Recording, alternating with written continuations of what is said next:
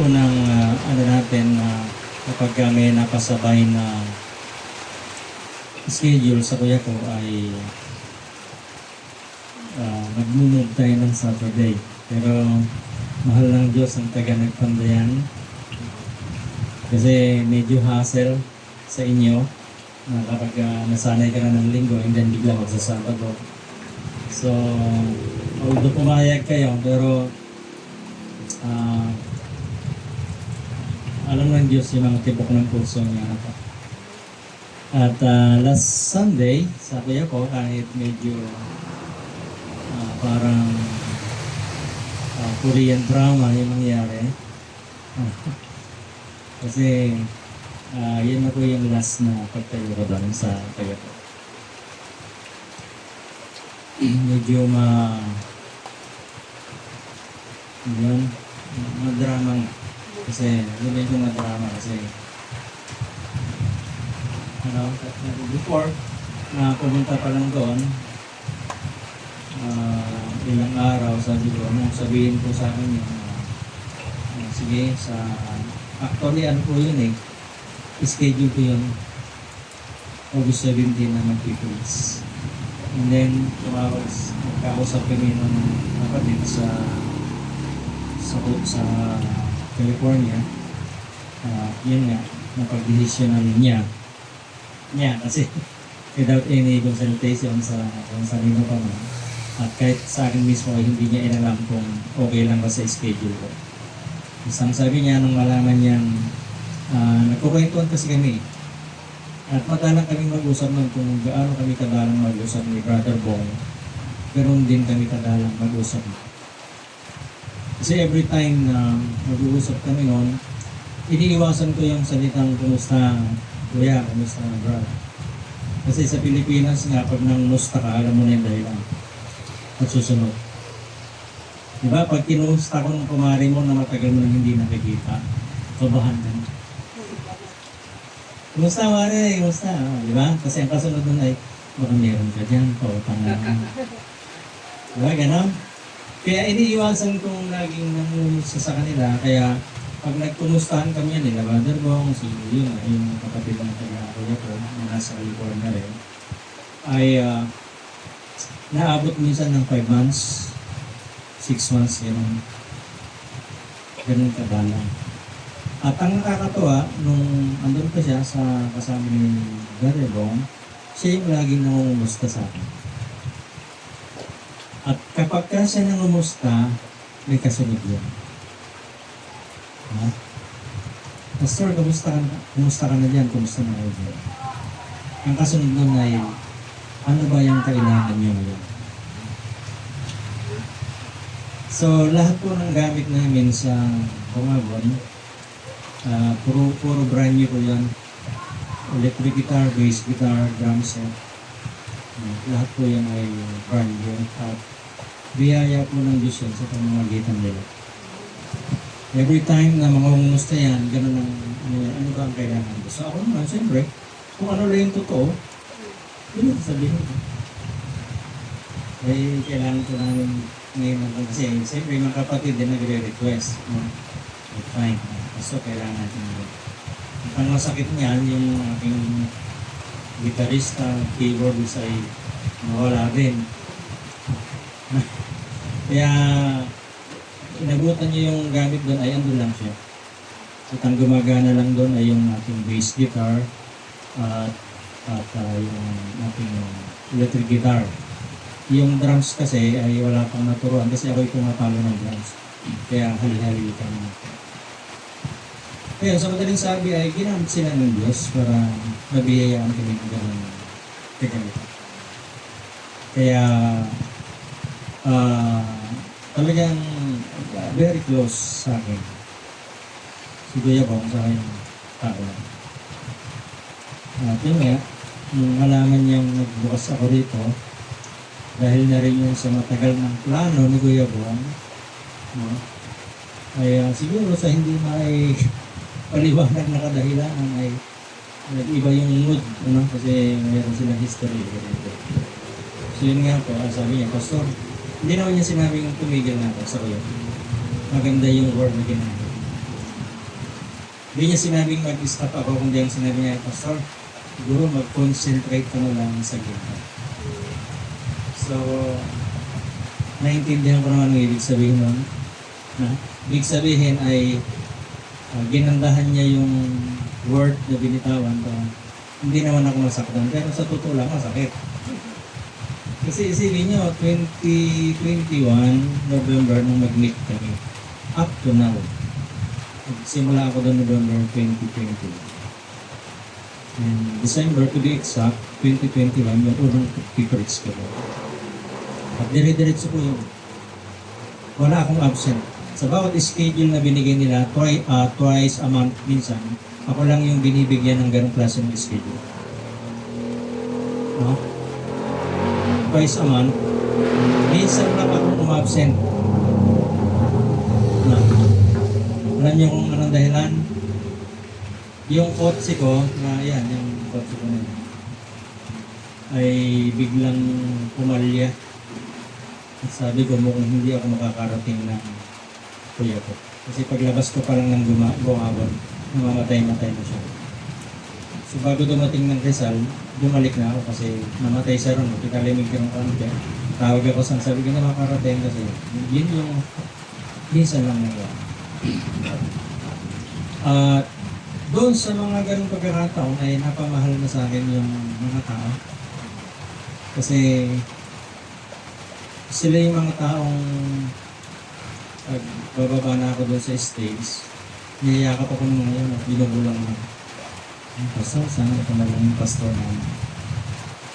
No? Nakakataba ng puso kasi hindi ko alam kung sinasabi nila yun sa ibang pastor. 5 kasi kami doon. Pero siguro naman hindi nila yung sinasabi sa iba. Kasi nararamdaman ko naman yung sincerity at yung gawin na paano nila ako tanggapin. Sasabihin ko siguro 90% ng church members ay sa Ilocano kasi ganito yung sa Ilocano nila kasi ako nakausap. Kagaya ni Ate Cathy. Naintindihan ko Ilocano, kaya lang hirap ako magsalita. Kaya pag tinawasan ako ng Ilocano, sasagutin ko Tagalog. Sabi ng isang nanay doon ay, naalis ka na pala.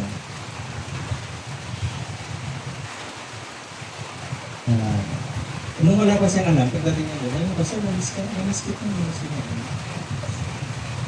Tapos nung i-announce na yung aking pag-alis ay siyempre, nag-iiyakan ko sila lahat eh. Ayaw ko sana umiyak. Talagang sinabi ko, ayaw umiyak kahit iba din sabi ko, sana huwag ka ako umiyak kasi iyakin ko ako eh. Ayaw ko umiyak kasi ang pangit ko pag umiyak ako eh. Kasi nakikita sa video, ay ang pangit ko basta. No? Kaya lang, pagdating ko doon, yung unang sumalubong sa akin, namumugto na ang mata. Tapos ayaw niyang mag-eye contact sa akin kasi dati pag dumating ako doon, yakap yun, magkakap na rin. Very smiley siya and then eye contact. Kasi that day, last Sunday, ayaw niyang tumingin sa akin. Pagkaming sa akin, so nararamdaman ko na sasaling na yung aking emosyon. Sabi ko, mamaya, bibigay ako nito sigurado. Ayan na ako. Pag-akyat ko ng stage ng tinatawag na isa-isa ng mga officers ay lahat sila nagtataka. Ano nangyayari? Apay, ano nangyayari gano'n? Kasi ano silang kalam-alam talaga na yun na yung last day. At yung nanay na yun, sabi niya, yakap siya sa amin kami na pastor. Alis ka na pala. Yung kung tama ako sa ano ko sabihin, ikaw lang yung Ilocano kasi. Ikaw lang yung parang kung sa pinakikinggan, ako lang daw yung pinakikinggan. Among the 5 pastors na kasama. So, ay grabe, sabi ko, nararamdaman ko, sabi ko, ako nakakataba ng puso, pero nakakalungkot. At may mga ilang kapatid doon na nagsabi sa akin, binubulong ako talaga niya. Basta ako susunod kami sa'yo. Pupunta kami kung nasaan. Kaya huwag tayong magtaka kung isang araw, hindi pa naman ngayon. Kailangan ko lang ng prayer kasi once na nangyari ko yun, talagang yung pangalan ko, ah, tanggapin natin din hindi, magiging masama ako sa pananaw ko. So, anong magagawa natin? Kasi una, hindi si Pastor Vic yung sinundan niya. Yung pamilya pumupunta sa atin dito, hindi church yung hinanap niya. Hindi rin pastor. Ang hinanap niya yung salita ng Diyos. Kasi yung salita ng Diyos na dinadala natin doon, sabi niya, sa iyo lang ako makakatanggap ng pagkaunawa. Eh sabi ko, gagaling yung kasama ko doon. Yung isa doon, manager ng bangko, yung isa doon, professor, yung isa doon. Ako lang yung high school graduate. Pero sabi niya, pastor, sa iyo lang ako nalilinawan. So, yun, nag-decide po siya na dito talaga sila mag-teachers. Kaya lang sabi ko, huwag muna ngayon. Kung pwedeng patagalin mo muna. Galing mo muna. Okay, sige, okay lang. Pero yung tao po kasi, siyempre, kung kayo po ay kumain ng isang restaurant at nagustuhan nyo yung lasa ng pagkain, kahit mag-break kayo ng boyfriend mo, makakain ka doon. Kung ayaw niyang sumama sa inyo, makikipag-break ka kasi gusto mo yung pagkain natikman mo. Diba ba? Kaya sabi ko, pwedeng tanggalin na dito. Sabi ko po ay, yun yung kanilang sinundan. Yung Jesus na dala-dala po natin, yun yung kanilang sinusundan. Hindi ka. So, natutuwa po ako at nalulungkot kasi nga, yun na yung huli namin pagpipita. Yung isa nga, umiiyak pa kami, Pastor, yung halaman mo, hindi ko pa nabibigay. Kasi nga nagbibigay sa akin ng halaman mo. Di ba, aligan ko, nagpipita pa rin tayo. Pupunta kami sa Binabaw.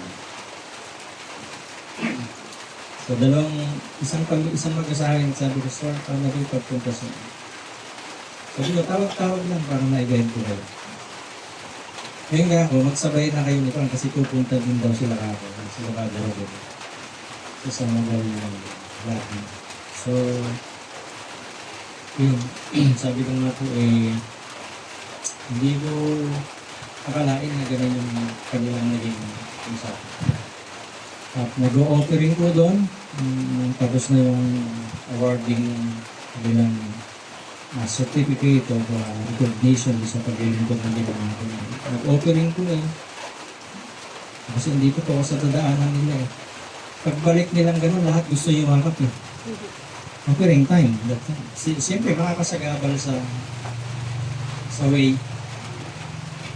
Sabi ko, at meron isang guest pastor doon from America din na 2 times pa lang kami nag-meet nung matapos na yung nagkukwentuhan kami. Sabi niya, lumapit siya mismo. Katabi ko yung head pastor. Sabi niya, Pastor,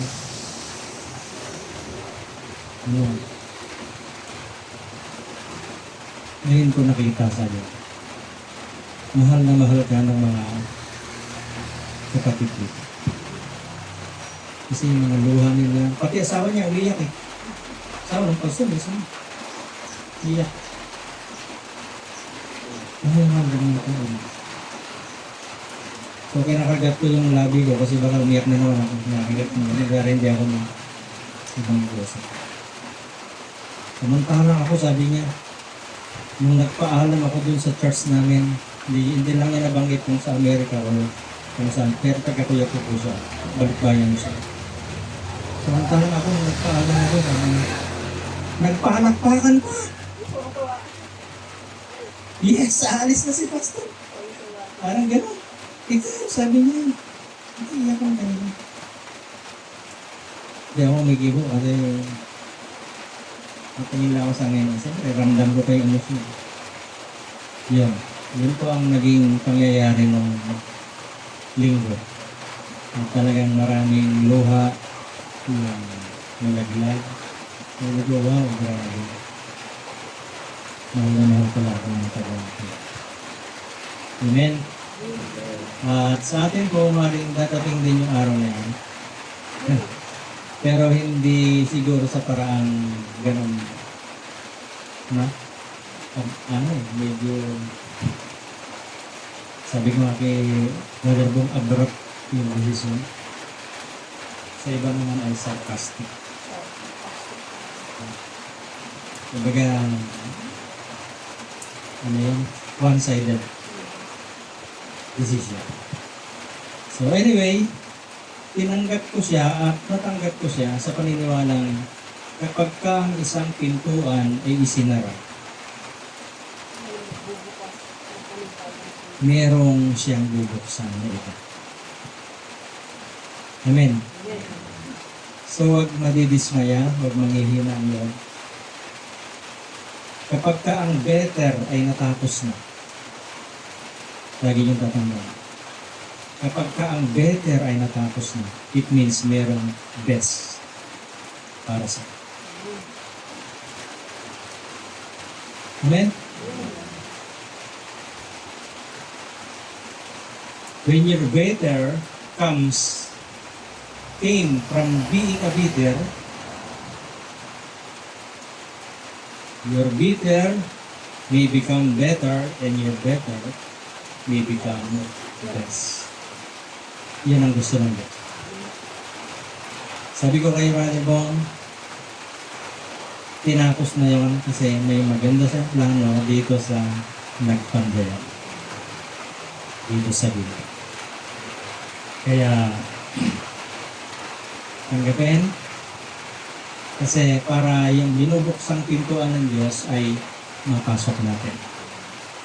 At marami siyang inihandang surprises doon sa pintuan na yun. Amen? Kaya salamat sa ating Diyos. Talagang tuloy-tuloy po tayo. Habang malakas ang tuhod ni Pastor Vic, isasama-sama po tayo sa paglilingkod sa Panginoon. At hindi lang si Pastor Vic, tayo makakapag-raise tayo ng mga pastors dito. No? Na makakasama natin magmimisyon. Hindi natin alam yung mga taga-Manipur, taga-Abu Dhabi. Pag nagbalikan yan dito, may gagawin ng mga sa. At siyempre, hindi pa huhuli ang nagpandaya. Meron siyang ginagawa. Kaya yung buhay niyo ay hayaan niyo lang siyang umagos. Gagamitin niya ng Diyos. Amen? Hanggat hindi pa siya bumabalik, ang Diyos ay nangako ng isang magandang buhay para sa atin. Para dito pa lang sa lupa ay maranasan natin yung magagandang bagay na inihandaan tayo. Amen? So, last meet natin ay although mahaba pa po yan, pero pinutulan natin. At siguro, babalik-balikan na lang natin sa mga yung divine exchange. Na ang meaning po noon ay yung masalimuot na buhay natin ay pinasok ng Panginoon. Pumasok siya sa buhay mo kasi kung papayagan mo siya pumasok, papasok talaga siya. Para yung masalimuot na buhay, no? Your mess, sabi ko doon, so that your mess will become a message someday. Yung mga buhay natin na kalat-kalat, basura ay maging isang mensahe ng Diyos pagdating natin. Amen. And now, tawi ko ay nasa isang pag-aaral about pagpapatawad ng Diyos na may kapatid ng ating divine experience. So, ganito po yung pag-aaral na sinisikap kong maipahatid upang mas maging malinaw po sa atin yung paniniwala natin na ang kaligtasan ay hindi ipinagdamot ng Diyos kahit kahit. Ang tanging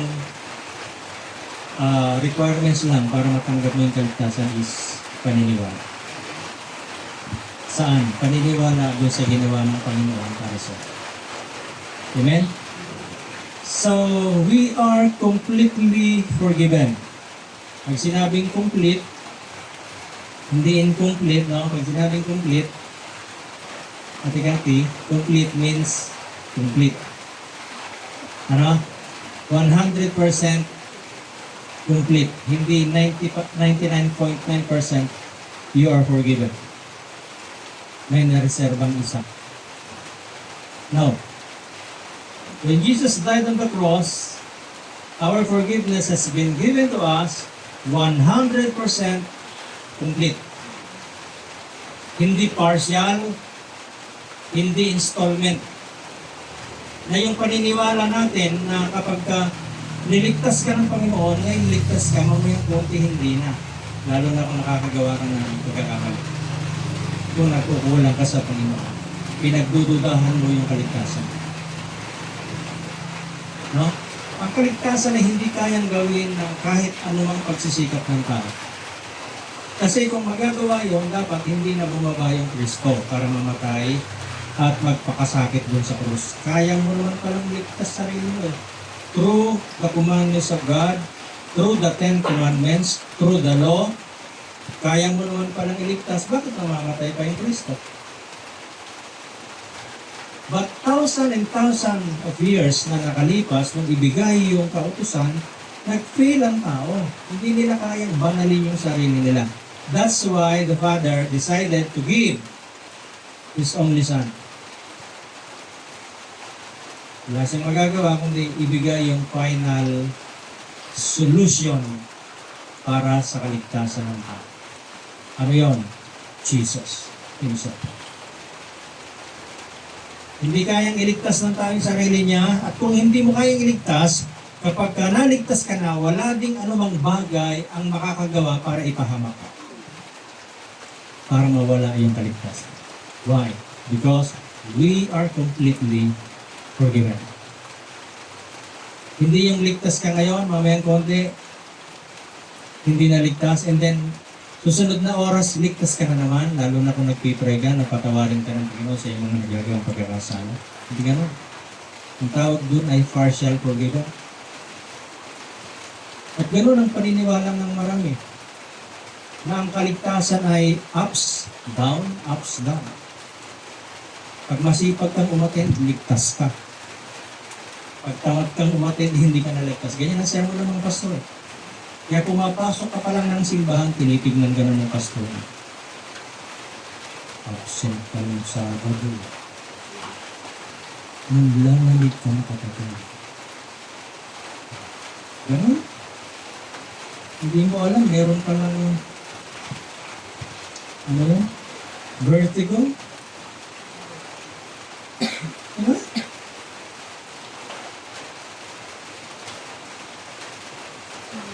Pag naligtas kayo mga kapatid, kailangan kasamang maborn again. Pag naborn again kayo, kasamang maborn again yung bulsa mo. Dahil maraming Kristiyano ngayon na born again ang puso, pero yung bulsa, yung pocket, yung wallet, hindi. Kaya pag nagbigay sa church, muli po. Kung ganun po ang ipapangaral natin dito, kaya John, babalik ka pa? Hindi ganun yung Kristo ang pinaglilingkuran natin. May mga ganun ako mag-Kristo. Kaya kong takutin yung mga miyembro namin. Magbasahin ko sa Bible. Pag hindi ka nag-itato, hindi ka nag-baptize, ay hindi sumpa. Kaya ikaw naman, gusto mong mapagpala, at gusto mong maligtas sa sumpa, mag-iipato ka ngayon ng 100%. Hindi na mahirap ipaliwaligin tayo, salaman natin yun. 10%. No? Pag meron kang kinitang 10 piso, ano 10% ng 10 piso? At yan po ang pinagtatalunan ngayon ng marami, 10%. Pastor, dapat pa bang magbigay tayo ng 10%? Or hindi na dapat? Kami po ay pinalaki sa paniniwalang dapat magbigay. Kasi yun daw ang way ni Lord para kapagpalain. And I will say yes. Noon, during the Old Testament. Kasi pag hindi ka nagbigay noon sa panahon nila, darating yung salot, darating yung sapat. Yung nakasulat. But ang malaking tanong ay, nung namatay ba si Kristo, kasama ka pa doon? Sa sinabi niya noon, para sa kanila, actually sa mga Hudyo lang niya yung tinamit. So ako, ginagalang ko at nire-respeto ko yung paniniwala ng ibang church na nagbibigay ng tithes, wala akong kumakawa. Pero sa akin, ang paniniwala ko ganito, kasi ang sinasabi nila, give and it shall be given unto you. Magbigay ka para bigyan ka rin ng Diyos. No? So, kung lalawakan natin ang konting pangunawa, ibig sabihin, binibini mo yung blessing Lord. Babayaran mo siya para kanya bigyan? No. Sa totoo lang, ang Diyos ang unang nagbibigay. Kaya nung nasa biyaya na po tayo at naintindihan natin ang grasya ng Lord, ang grace ng Lord, sa Old Testament kasi, para kapag palain, you must give full your tithe and your kung offering yun. Para ka i-bless. But, when Jesus died, kapag ka tinanggap mo na si Jesus sa buhay mo, you are already blessed. Kaya ngayon, kung magbibigay ka man, hindi dahil sa gusto mo mapagpala at i-bless ka ni Lord. Magbibigay ka ngayon kasi pinagpala ka na. Kasi kung hindi ka pinagpala, ano ibibigay mo? Amen? Sasabihin nila, mag-tithes ka, mag-offering ka para kapagpalain ni Lord. No? Noon yun. Ngayon, kaya ka nagbibigay kung tithes man yan o kung yung offering man yan, kasi meron ka ng pambigay. Amen? Yun proper. Ngayon, hindi ko ituturo sa inyo yung about tithe and about offering.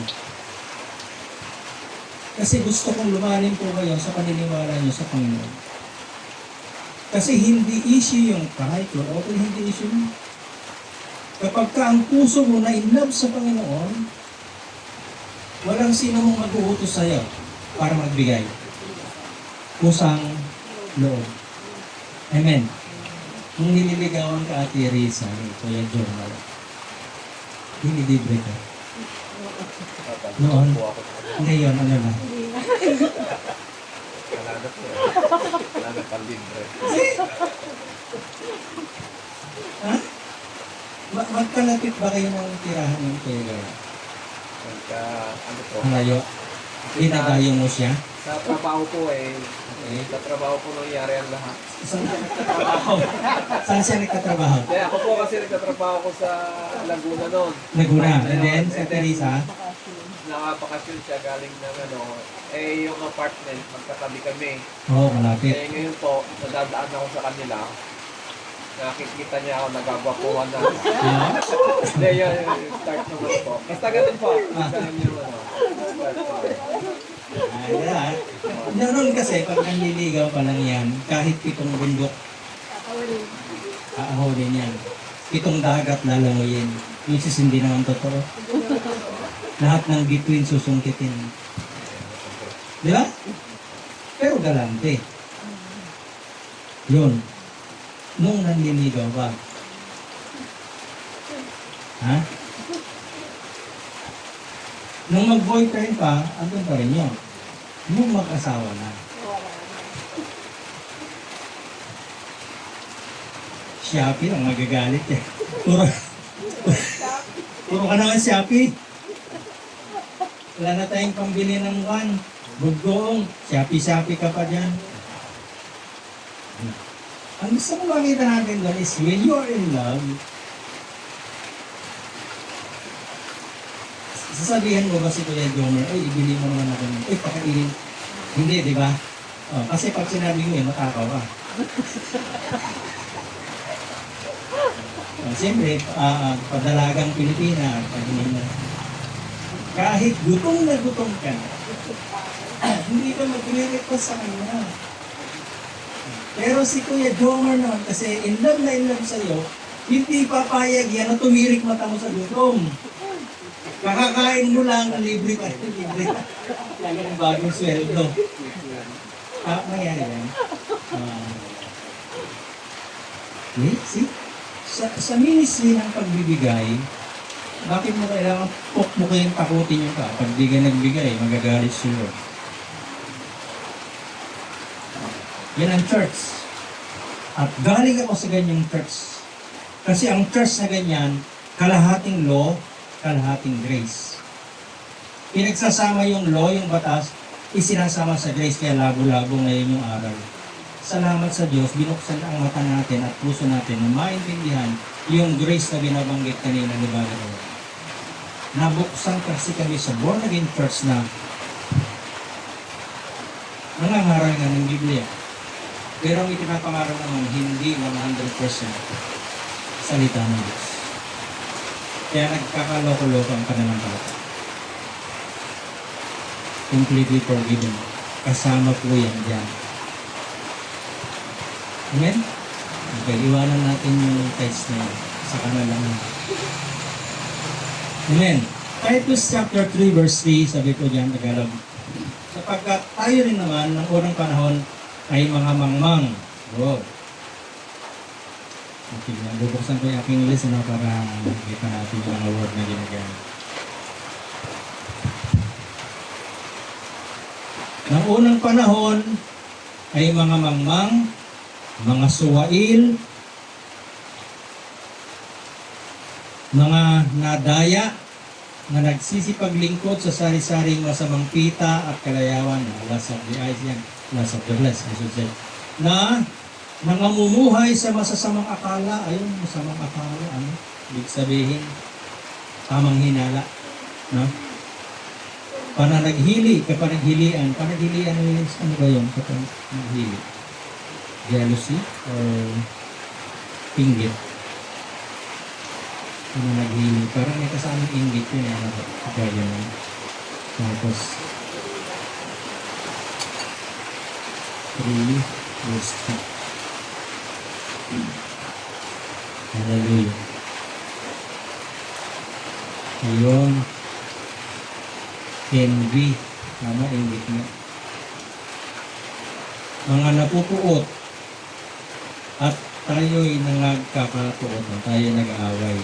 Hating one another. So, dito po, pinapakita rito yung kalalagayan ng isang tao. Na lahat ng ito na nabasa natin, ito yung kalalagayan natin bilang tao. And then, sumunod, sabi ko dyan, verse 4, ito na. Ngunit nang mahayag ang kagandahang loob, the grace of God, kagandahang loob.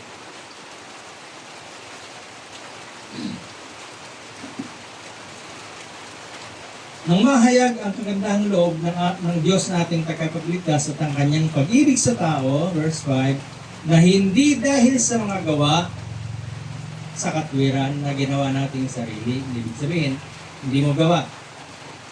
No? Kundi ayon sa kanyang kawaan, by His grace, by His mercy, ay kanyang iniligtas tayo. Okay. Not by works of righteousness which we have done, but according to His mercy, He has saved us by the washing of the regeneration and renewing of the Holy Spirit.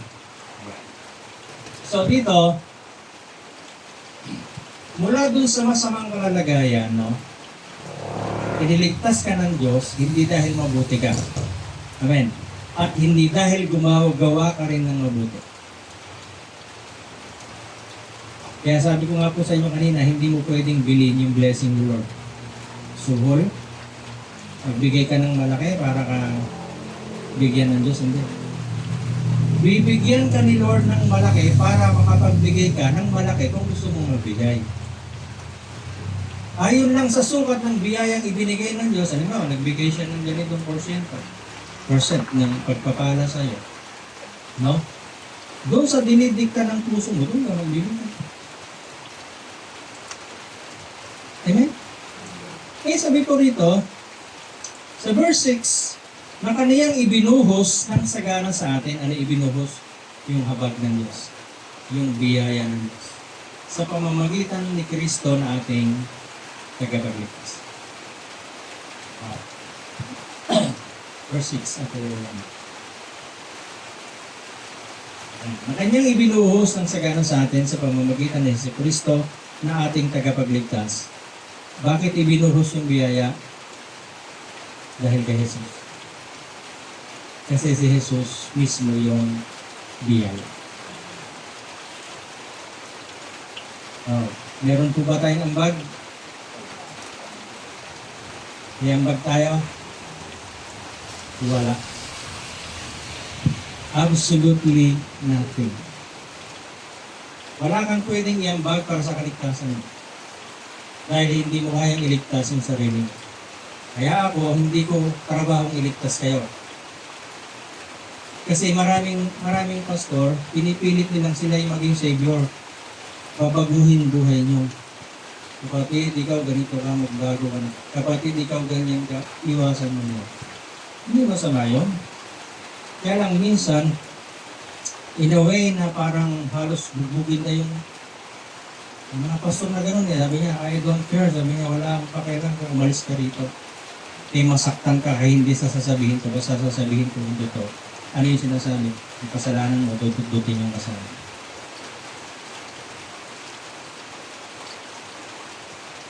Parang balik, awkward.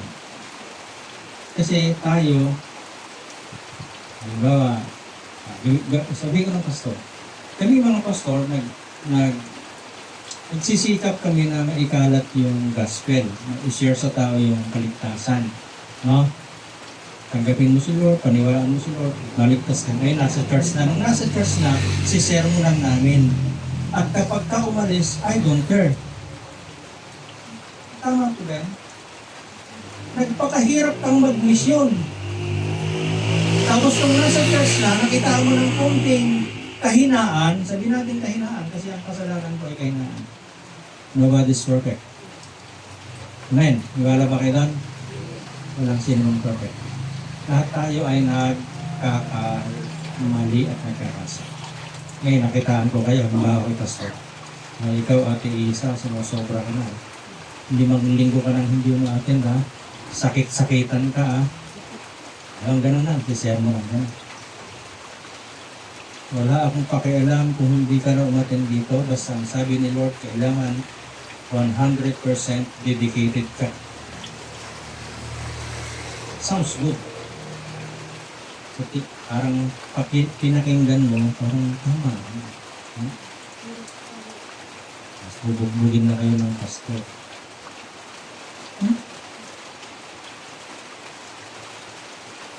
Hindi ko trabaho sa akin, ha? Personal. Hindi ko trabaho bumago ng buhay ng tao. Ang trabaho ko, mag-preach. Magturo kung sino si Jesus. Ituturo ko yung Kristong bumabago ng tao at yung Kristo na yun mismo ang mabago sa tao. Hindi ako. Amen? Kasi isipin mo, pinaghirapan mo akayin sa church tapos kung nasa church na, sermon-sermonan mo, na-late lang ng konti, sermonan mo, pwede namang pagsabihan ng maayos na, di ba? Yun yung sinasabi ko. Wala tayong ambag. Ngayon, ang ginawa ng Diyos, binuhos niya ng sagana yung kanyang pagmamahal, yung kanyang biyaya, yung kanyang pabor sa atin. Saan? Sa pamamagitan ni Jesus. Na kay Jesus lang. Kaya, nakakalungkot. At siguro, yun yung isang difference namin. That's why ang kuya ko, minahal yung isang Pastor Vic. Kung papugian lang po, iisa lang itsura namin doon, puro kalbo yung pastor din. Kaya pag nagtitipon kami, may mga gathering, ayaw kong sumama dun sa mga pastor. Para kaming planetaryong. Kailan kaya yung solar eclipse? Kumihiwalay ako kasi pag nasa unahan, gusto ko sa unahan. Ano ba? Nakahilera kami doon. Para kami mga buwan na bumawalas sa Nueva Ecija. Kaya ayaw mo, bakit nagkataon naman? Ano yan? Merong now showing, merong film showing, merong coming soon. Ganun yun ang ano namin. Kaya ako mismo, pag nagsalita ako, ganito, nakaharap sila naman. Kasi ayaw ko sumama din sa mga kapatid kong pastor. Mamaya, baka magkapalit-palit na kami ng mukha. Pag-uli namin sa bahay, iba yung iskan niya. Pareho lang ng ulo. Kaya sabi ko, kami ka ako magkakasin. Pinsan ko yung mga yan, mga kasin ko. Kasing kinis.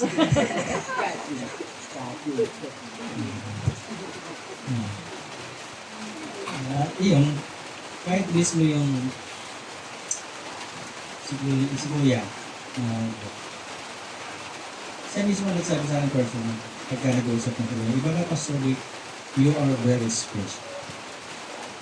At siya rin mismo kumausap sa akin para, yung pastor, sana ikaw na lang ng pastor. Siya yung nag-push sa akin. Nagkausap ko yung head pastor, iba ang kondisyon. Sige, magiging resident pastor ka rito, pero iiwanan mo ang bumabuhay. Hindi naman pwede. Diba? Ano, ipagpapalit ko sila para lang doon sa magandang samahan. Kung si Lord ang magsasabi sa akin noon, baka pa. Diba? Kung kakausapin ako ni Lord, Lord ka lang, pwede naman yun. Hindi, siya lang. So, sabi ko sa mga yun, may history ko naman. Kaya, natutuwa ako, alam niyo nang nangyari. Kasama ko si Madam. Pinunta na yun siya. Kaya pag-usap ko na, motor ko sa sarili ka. Eh, gano'n ang kondisyon. Sabi ko, hindi ko pumunta. Natuwa ako, alam niyo ba? Kasi napatunayan ko doon, hindi ako mukhang pera. Hindi ako nakatingin din sa pera nila. Although, malaking tulong niya sa akin, sa pamilya. Malaking tulong. Pero ang maganda ko doon, at yun lang ang may pagmamalaki ko. Yun na nga ako nakarating ng college. Yung mga kasabayan ko doon, puro degree holder. Tapos ako na, hindi na nakarating ng college, mukhang pera pa. Ano na magiging pagmamalaki yun? So yun lang may pagmamalaki ko. Hindi mukhang pera sa pastor. Mukhang buwan lang. Amen? Kaya, wow. Grabe ang yan. Ngayon yung kaligtasan, introduction pa lang ito, no? Wala pa tayo dun sa climax. Gusto kong makita nyo na kung gaano man kasama yung kalalagayan ng isang tao, yun yung dahilan bakit bumaba si Jesus. Amen? Kaya mong i-plus at i-bake yung kanta kanina. When I was so lost, yun yan. Kasi nga, tingin nga natin. Yan. See? Actually, itong kanta na to, habang kinakanta, hindi ko rin alam yan eh. Pero sabi ko, bakit ito yung line-up ni Kuya Jack? And then, ang topic natin is about forgiveness. May connection ko yan. Ganon kagaling si Lord. Hindi kami nag-uusap niyan. Nag-chat-chat lang yan pag may picture na papadala. Oh.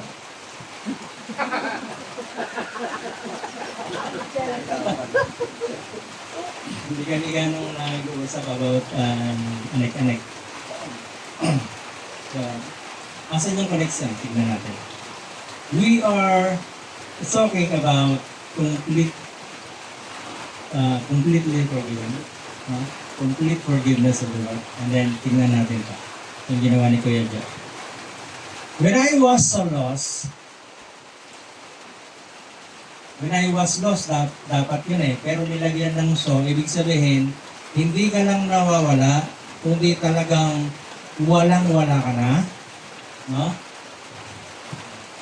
Hindi mo na makita yung, kung naligaw ka, hindi mo na makita yung daan, pabalik. So lost. Ibig sabihin, ligaw na ligaw. Walang kaugnayan sa Diyos, and yet, you chose to love someone like me. Ano yung someone like me? Binasa natin kanina. Punong-puno ka ng galit, punong-puno ka ng puot, punong-puno ka ng kapangitan, and yet, Jesus chose, and even His Father, to love someone like me. Someone like you. May kantang gano'n, alam ni Kuya Ricky yan. Huh? When you are in love with someone like him or like her, kaya mong tumawid ng 7 dagat, 7 bundok, no? Para lang makita yung pinikilot ng puso. Just hindi lang yun, pantang na all the way to Nagpandang, rain or shine. Naririnig mo ni tatay ni Kuya Rico.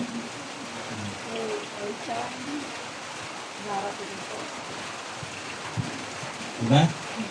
Kanya ginagamit ng Lord lahat ng pagkakataon. Hindi mo alam na in love ka rito. Pero may plano pala si Lord sa buhay mo.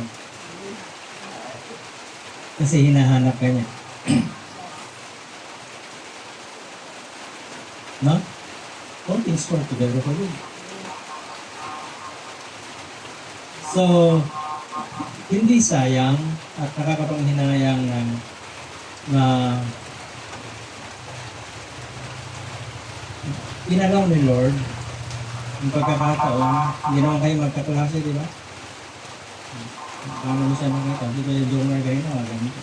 Dumaandan lang si Ate Risa, nagpa-charming baga. Ikaw ba, ganun din, Dek? Nagwapuhan. Diba, no? When I was so lost, you chose to love someone like me. Why? So that I could live upang ako ay magkaroon ng buhay. Kasi yung buhay na wala kay Kristo, walang kwentang buhay yan. Makamtan mo man ang lahat ng yaman, lahat ng tagumpay dito sa mundo. Pero pag wala kang Kristo, mamamatay kang walang kaugnayan sa Diyos. And that's why, pag namatay ka, diretso ka dun sa apoy. And then, being lost and being chosen, no? He gave His life, binigay niya yung buhay niya doon sa krus. Ano kasunod niya, Dek? And that's why Jesus have won. Tagumpay. Sabi niya, ito yung sagot at ito yung sigaw ng isang lalaking matagal nang nanliligaw at sinagot siya ng ano sagot ko? Yes. Jesus won ito. Tagumpay ang Panginoon.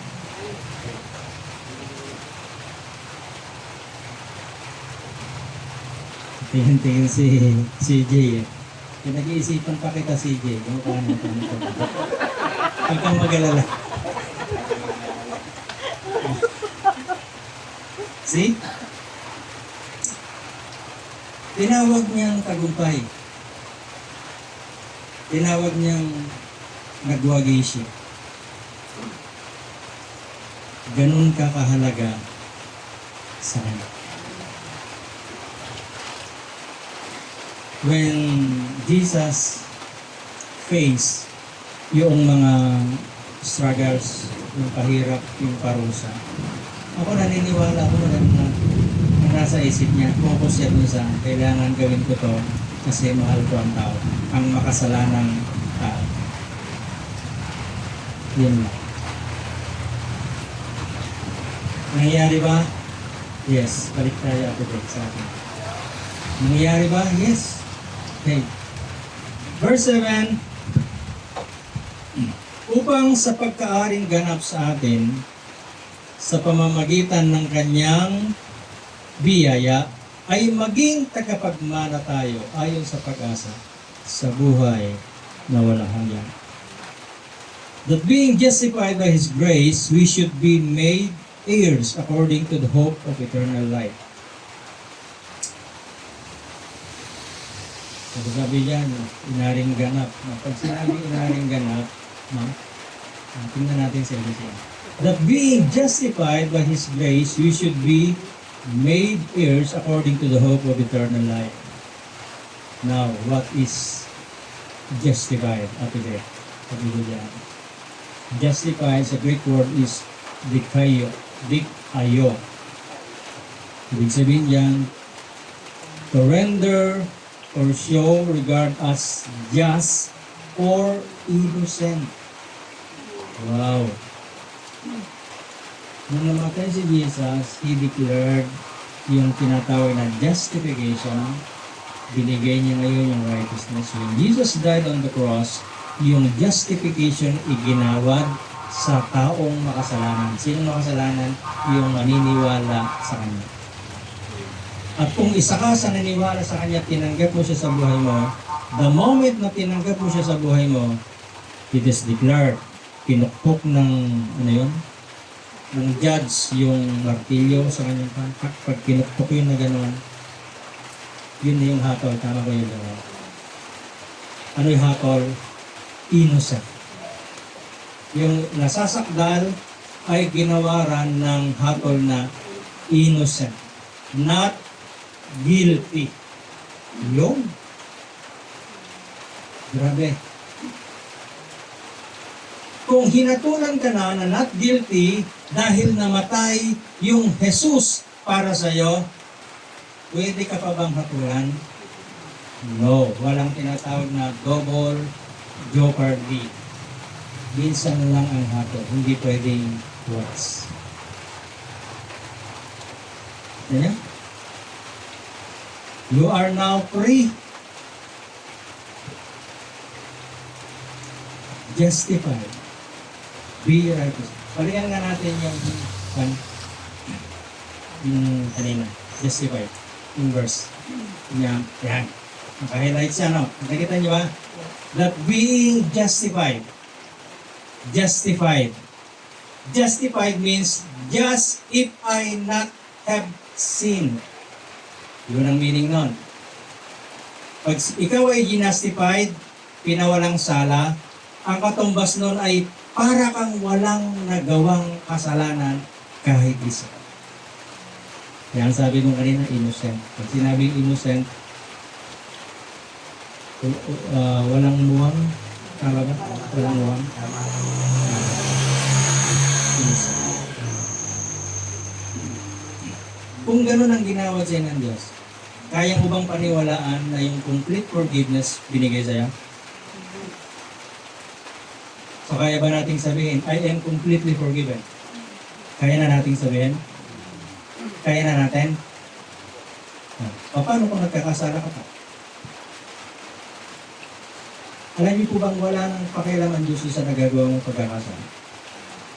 Nung ibagsak yung hatol, hindi pa naman tayo tao nun. Ano na una? So kung maging malinaw sa inyo, pinatawad ka ba sa kasalanan mo dahil humingi ka ng tawad? O pinatawad ka dahil merong namatay para sa kasalanan mo at ibinigay yung kapatawad? Choose one. Kailangan maintindihan niyo po yan. Pinatawad ka ba dahil nagsisi ka sa kasalanan mo? O pinatawad ka dahil merong dugong umagos doon sa krus ng Kalbaryo at ang sabi, yun ang naglinis ng kasalanan. Alin ka doon? Saan ka doon? Nakuha niya? So sa Bible, pinatawad ka kasi merong Kristong namatay. Hindi dahil sa nagsisi ka at tinuturo ng marami. Para ka daw patawarin, humingi ka ng tawad. Ito kaya yun? Kung nanay ko si Ate Isa, halimbawa lang, ano? Kung nanay ko si Ate Isa, and then minsan nagkasala ako sa kanya, immortal sin, yung talagang hindi niya ako pwedeng patawarin. Ngayon, isang araw, na-realize ko, nagkasala ako sa nanay ko. Bumalik ako sa nanay ko. At humingi ako ng tawad, nakaluhod pa. And then sabihin natin, sincere ako doon, yung talagang walang hypocrisy na. Ito. Ay, patawarin mo. Ayun. Si Ate Isa, dahil malaki yung kasalanan ko, hindi niya iginawad yung tinalikuran niya ako sa mapapatawad. Sobrang laki ng ginawa. May kasalanan ko, binenta ko lahat ng lupa namin. Lahat ng sasakyan. Kulang na lang si nanay ibenta ko. Tapos nagnakaw pa ako. At yung mga kapatid ko, ninakawan ko. Lagyan nyo kaya, madali na ako makakita.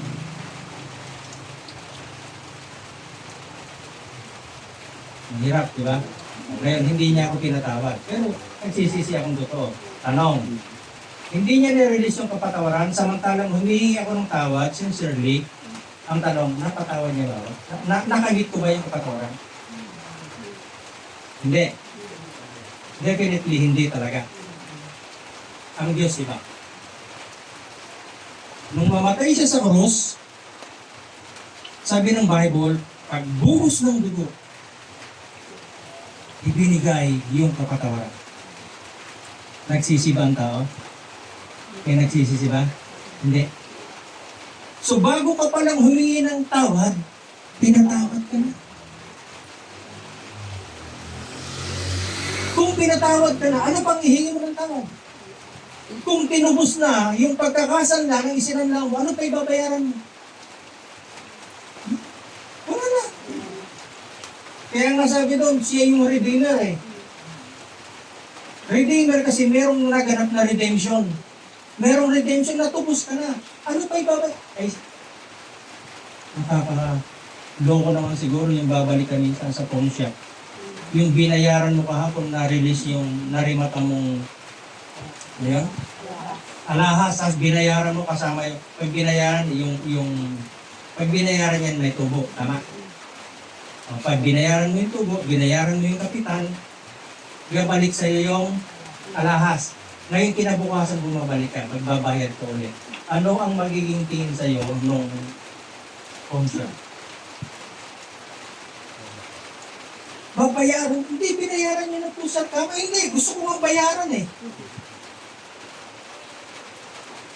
Alam niyo ba ganun ang tao? Gusto niyang bayaran yung kasalanan na hindi naman niya kayang bayaran. Dahil marumi tayo eh. Isa lang ang may kakayanan at qualified na magbayad ng kasalanan. Sino? Si Jesus.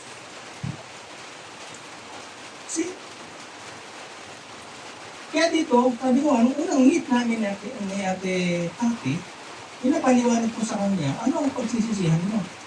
Yung pinatawad ka lang. Big question niya sa kanya kasi nagtulog siya sa school. Pagka mag-pray ka, humingi ka ng tawad. This is ang proper talaga dahil alam mo tinatawag ka na ganito lang. Panginoon, salamat po na sa kabila ng nagawa kong pagkakasala ko. Kasama yun sa binayaran mo. Salamat. Yun ang tunay na pagsisisi. Ano? Dahil yung word na repentance, okay, itatapik natin yan sa mga. the word repentance para mas malinaw.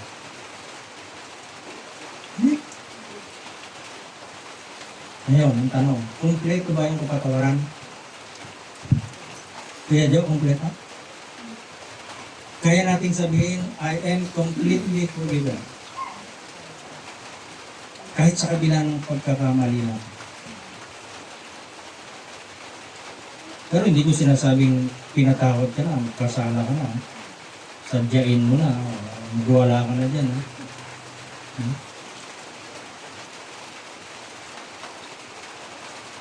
When I was so lost, nung ako ay ligaw, nung ako nawawala, tama? Kung palitan ko yung nawawala, kung sabihin kong nagwawala,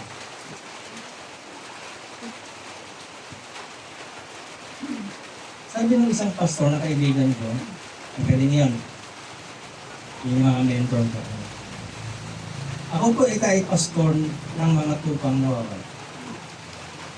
Pero hindi ako pastor ng mga tupang nagwawala. Sabihin, pasabay, kung ayaw mong maturo, wala magagawa. See? Ha? Pastor ako ng mga tupang nawawala, pero hindi ako pastor ng mga tupang nagwawala. Sabihin, ayaw niya na, di wala tayong magagawa. Ayaw niya na dito, wala tayong magagawa. Diba? Ganun lang yung kasimple. Walang pilitan. Ang kaligtasan nga ng Panginoon na binigay, hindi niya pinipilit. Kaya nga manggagaling sa paniniwala. Pag naintindihan mo, personally, ikaw ang magdi-decide. Hindi ka tinakot, hindi ka inoperan, walang inoper na kahit ano. Amen. Now, kung ikaw ay ginastified ng Panginoon, pinawalan sa merong naganap na pagbabayad ng kompletong kaligtasan. Romans chapter 3 verse 23. For all have sinned and come short of the glory of God. In verse 24, being justified through you. Yung justification mo ay libre. Kaya ambag ba tayo? Wala. Bakit? Tinawag yung by His grace. Through the redemption. Merong naganap na redemption. Pagtulos. Amen. Alam niyo po ba yung kasalanan natin? Past, present, and future. Future means hindi mo pa nagagawa. Kasama yung sa binayaran. Kasama yung sa tinubos. Tama? Okay, liwanag natin. Gamitin natin yung salitang redemption. Tubusan. Pag nagsanla ka ng isang alahas,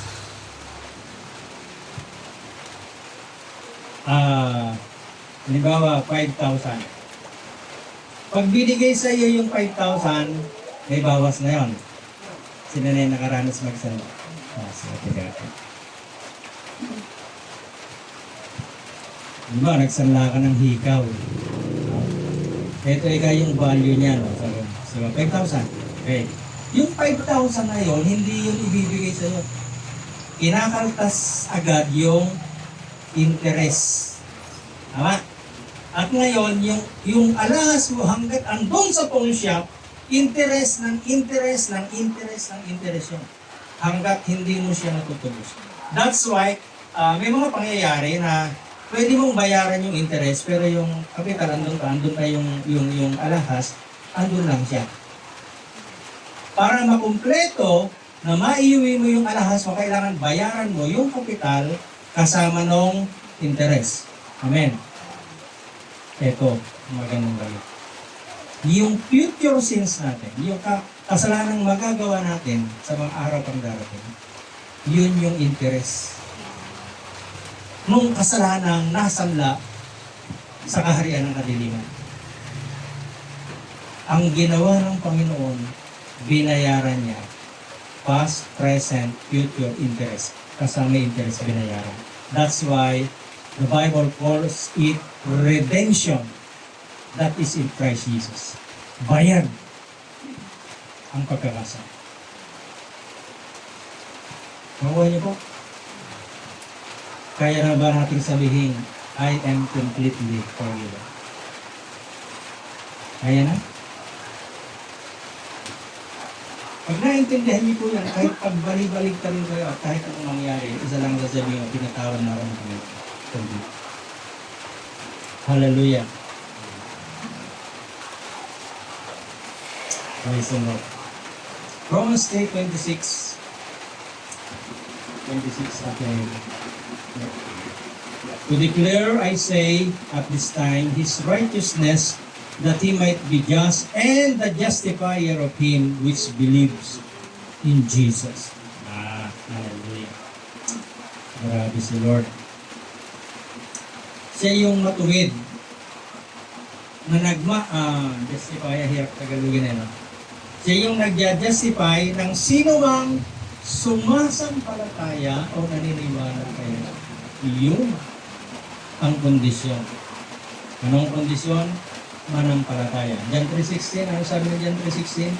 For God so loved the world that He gave His only begotten Son, that whosoever repent, that whosoever enter into a religion, that whosoever been baptized in the name of Jesus, ang kondisyon lang ay that whosoever believes in Him should not perish. Yun lang ang tanging kondisyon. Maniwala kay Kristo. Bakit kay Kristo? Kasi siya yung nagbayad ng utang. Isipin nyo, sa totoo lang, ang hirap magbayad ng utang na hindi mo naman inutang. Tama? Hindi naman niya utang yun. Utang ni Adan yun. Tapos ang masakit, dinamay pa tayo.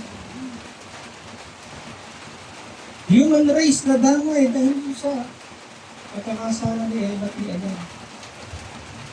Tapos bumaba yung Kristo, magbabayad ngayon. Gaano kabuti ang Diyos? Sino po ditong may utang? Wala? May utang kati-kati? Okay. Magsabihin yung figure, malaki ba o maliit? Malaki.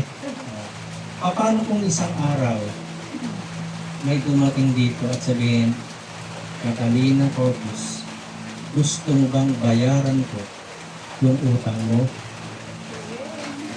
Ano ang sasabihin mo? Di ba? Gusto. O, anong pakialam ng tao yan? Wala.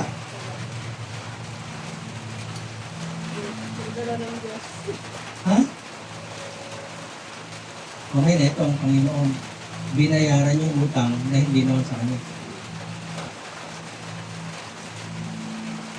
Grabe, di ba ba? Ano may pagmamalaki ng tao? Wala rin. Wala tayong ginawa. Kaya hindi totoo yung sinasabi ng kasabihan, nasa Diyos ang awa, nasa tao ang gawa. Ang totoo niyan, nasa Diyos ang awa, nasa Kanya pa rin yung gawa. Siya ang gumagawa lahat-lahat para tayo mapagpapalad. Amen? Ganun kabuti sila. Hallelujah. Kaya, sa totoo lang po, ang kaligtasan, ibinibigay ng libre. Kaya ang kaligtasan hindi dapat ginagawang business. Makakalungkot na maraming pastor ngayon, ginawang business ang religion, ginawang business ang church. Nagpapasalamat ko kasi at ako ay bukas na akla para sa inyo. Binubuksan ko yung buhay at kahit pagkatao ko.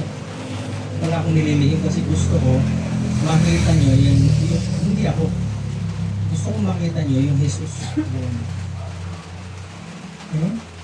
Ang paglilingkod sa Diyos, hindi pagalingan, hindi pataasan ng natapos. Ang paglilingkod sa Diyos, puso ang ginagamit. Hindi ito. Dahil kung ito ang gagamitin, hayaan nating magpastor sa atin yung mga politiko. Dahil ang mga politiko, magagaling dito. Magagaling manggancho. Amen? Pero hindi eh. Si Lord, nung ibigay niya yung buhay niya, hindi niya ginamit yung kanyang pagkadyos. Hinubad yung kanyang pagkadyos, nag-anyong alipin makasalanan para maligtas po tayo. Please say, nagpakababa po siya. At kung siya'y nagpakababa, bakit tayo magmamataas? Ano yung pagmamataas na? Yung degree nga natin, nasasama ba natin sa hukay? Yung pagiging attorney, doctor, pag namatay ka, kakainin ka rin ng lupa. Kasama, kung sasama yung diploma mo doon, kakainin din ng lupa yung diploma mo. Okay? Kaya masarap yung may pinag-aralan. Gamitin po natin sa tama. Gamitin natin, alam niyo po ba, maganda yung sabi ng Bible, habang nagpapakumbaba ka, mas lalo kang iaangat na ka. No, grabe sila. Ay kung natin ito mo. Ganun siya kabuti. Thank you, Jesus.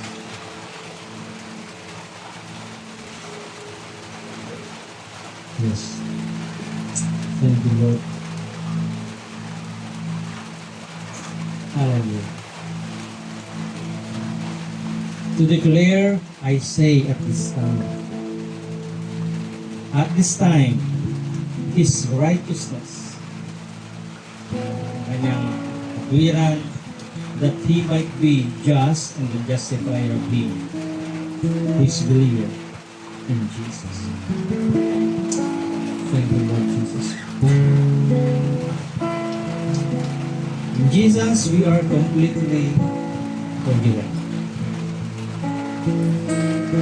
Ang kapatawaran ay hindi kayang ibigay ng relihiyon dahil wala namang relihiyon ipinako sa krus. Lagi niyo pong tatandaan. Ang kapatawaran ay binibigay doon sa mga taong naniniwala at sumasampalataya sa anak ng Diyos na nagbigay ng kanyang buhay para sa iyo. Oh, glory to you. When I was lost, so lost, chose to love someone like me so that I could live. You gave your life upon the cross. Oh, glory to you. Hallelujah, Jesus. Thank you, Lord God. Precious Jesus. Thank you, Abba Father. Thank you for the forgiveness, a complete forgiveness again. Hallelujah. On the cross of Calvary.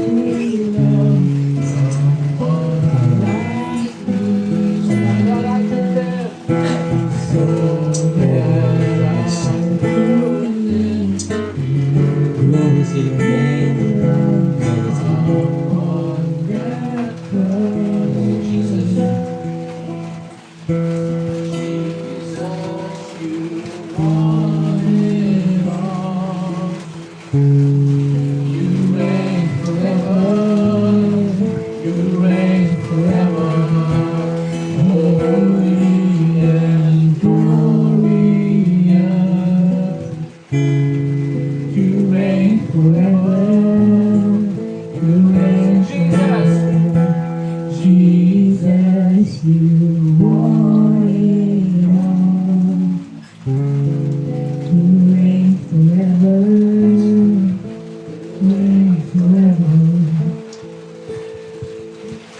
Thank you, Lord. Salamat, Panginoon, that nowadays, O God, you are reigning. And you will reign forever. Salamat, Ama, dahil nagtagumpay ka na sa pamamagitan ng kamatayan ng iyong anak na si Jesus. Thank you, Lord Jesus. Sa kabila, Panginoon, ng maraming hirap, maraming sakit, pinili mo ang magdusa para sa amin, Panginoon. Pinili mong magdusa dahil pinili mo kami upang mahalin, Panginoon.